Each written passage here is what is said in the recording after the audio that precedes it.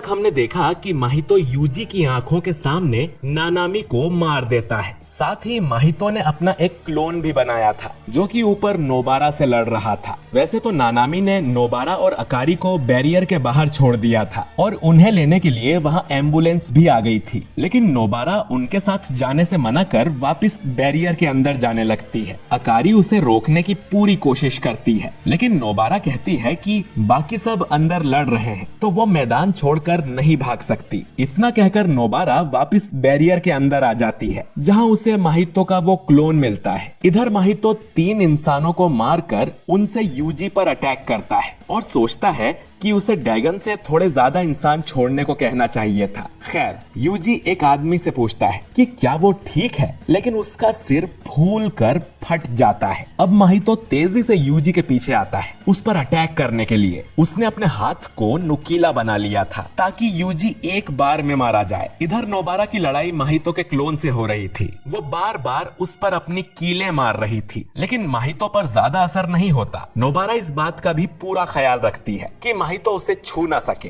क्योंकि वो जानती है कि अगर माहितो किसी इंसान को छू लेता है तो उसकी मौत पक्की है। लेकिन क्योंकि ये सिर्फ माहितो का क्लोन था, इसीलिए इसके पास माहितो वाली कोई भी पावर्स नहीं है। ये बस खुद के ही शरीर का शेप बदल सकता है, यानी उसके छूने से नोबारा को कुछ नहीं होगा। खैर, माहितो नोबारा के कंधे पर चोट पहुंचा देता है और उससे कहता है कि लड़ने का कोई फायदा नहीं है, जिस पर नोबारा बोलती है कि वो जानती है, लेकिन फिर भी उसे कोशिश तो करनी होगी। नोबारा ने माहितो की तरफ ढेर सारी कीलें फेंकी थी, लेकिन उसे एक भी नहीं लगी। पर अब नोबारा अपनी हेयर पिन टेक्निक यूज करती है, जिससे वो सभी कीलें खड़ी होकर माहितो के शरीर में जा लगती हैं। लेकिन माहितो के शरीर को चोट पहुंचाने से उसे कोई फर्क नहीं पड़ेगा। पर नोबारा ने उसकी सोल को चोट पहुंचाने का तरीका खोज लिया था। वो फिर हथौड़े से एक कील सीधा माहितो के सिर पे मारती है और माहितो के शरीर का यूज गुड़िया की तरह करती है उसके सोल पर अटैक करने के लिए। और फिर वो अपनी रेजोनेंस टेक्निक एक्टिवेट कर देती है और ये अटैक क्लोन के साथ साथ सीधा असली माहितो को भी जाकर लगता है, जो कि यूजी को मारने वाला था। इस अटैक से माहितो अंदर से घायल हो जाता है और उसके शरीर से निकलती कीलें देख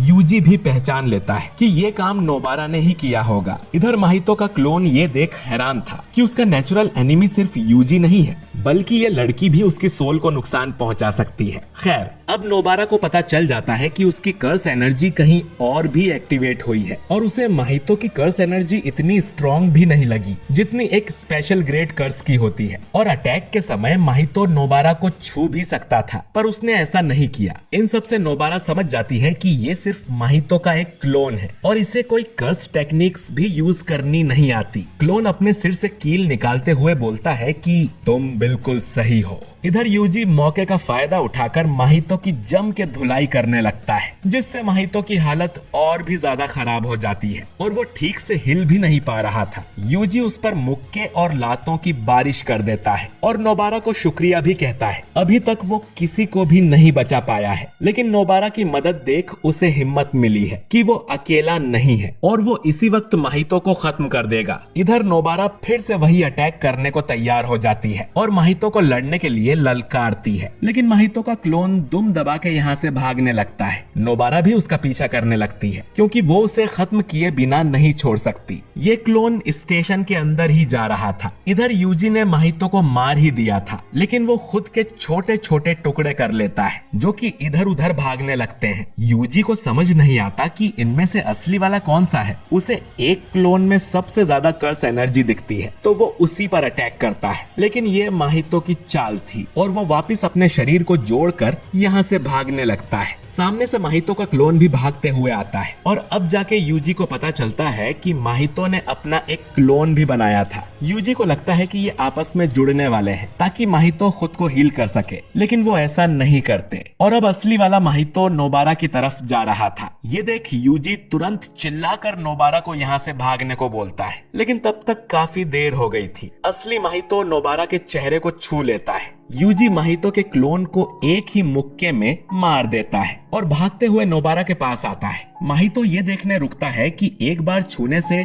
नोबारा मरती है या नहीं, क्योंकि नानामी से पहली लड़ाई में उसे एक बार छूने से नानामी नहीं मरा था। नोबारा अपने चेहरे पर हाथ रखती है और उसे अपना बचपन याद आने लगता है। कहानी अब 2009 में जाती है, जब नोबारा सिर्फ 6 साल की थी और एक छोटे से गांव में रहती थी। उस समय नोबारा को लगता था कि उसके गांव के सभी लोग पागल हैं और सिर्फ वो अकेली समझदार है। फूमी नाम की लड़की अपने परिवार के साथ नोबारा के गांव में रहने आती है और वो यहाँ के प्राइमरी स्कूल में पढ़ने लगती है, पर यहाँ सभी बच्चों के बैग्स ब्लैक या तो रेड कलर के थे। फूमी का बैग ब्लू कलर का था, जिस वजह से कुछ शैतानी बच्चे उसके बैग को ऊंचाई पर रख दिया करते थे। लेकिन फिर नोबारा फूमी के पास आकर कहती है कि उन दोनों को अपने बैग्स की अदला बदली कर लेनी चाहिए। इसके बाद नोबारा उन शैतानी बच्चों को सबक भी सिखाती है और फूमी को पता चलता है कि नोबारा एक काफी शैतान लड़की है। वो उसी दिन फूमी का बैग वापस भी कर देती है। उसे गांव के लोग पसंद नहीं थे,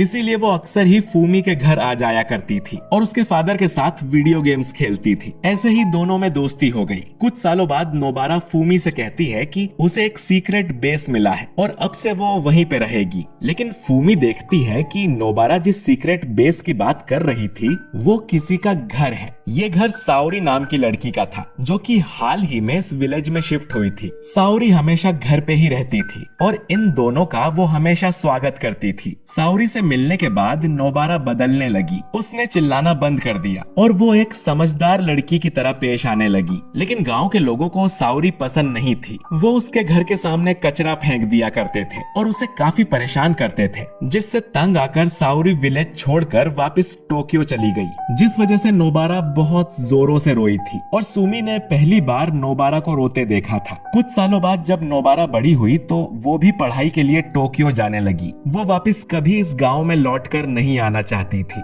फूमी ये देख डिसअपॉइंटेड थी कि उससे बिछड़ने पर नोबारा बिल्कुल नहीं रो रही, जैसे वो उस दिन रो रही थी। ये सोचकर फूमी चुप ही रहती है। लेकिन नोबारा उससे कहती है कि जब अगली बार वो मिलेंगी तब वो तीनों साथ होंगी। इसके बाद दोनों की आंखों से आंसू आ जाते हैं और नोबारा फिर टोक्यो आ जाती है। कहानी वापस प्रेजेंट में आ जाती है। हम साओरी को देखते हैं, जो कि एक ऑफिस में लेट नाइट काम कर रही थी। उसकी सीनियर उसे बताती है कि शिबुया में किसी तरह का बड़ा हमला हुआ है, पर साओरी उसकी बात इग्नोर कर देती है और अपनी सीनियर को बताती है कि जब वो गांव में रहने गई थी तब वहां उसकी मुलाकात 2 छोटी लड़कियों से हुई थी। उनमें नोबारा तो कुछ ज्यादा ही चिपकू थी, लेकिन वो दोनों उसे अपनी छोटी बहन जैसी लगती थी और साओरी को उनकी काफी याद आती है और वो सोचती है कि पता नहीं नोबारा इस समय कहाँ होगी और क्या कर रही होगी। इधर नोबारा अब भी अपने चेहरे को पकड़े खड़ी थी। उसे लगता था कि सारे लोग पागल होते हैं, लेकिन जुजुत्सु हाई में आकर उसने जाना कि थोड़ा पागल होना भी बुरी बात नहीं है। इसके बाद वो अपने सभी दोस्तों को याद करने लगती है और सुमी से माफी मांगती है, क्योंकि वो दोबारा उससे नहीं मिल पाई।